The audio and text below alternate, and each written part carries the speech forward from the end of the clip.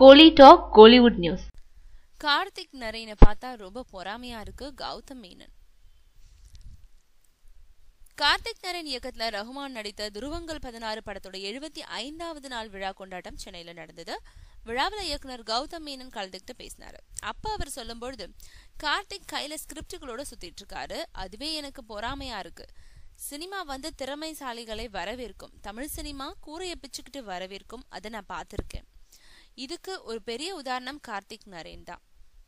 ஒரு 21-22 வயசு நபர் எடுத்த படம் இவ்வளோ அருமையா வந்ததை நான் பார்த்ததே இல்லை. நான் துருவங்கள் 16 படம் பார்க்கும் முன்னாடியே கார்த்திகை சந்திச்சேன்.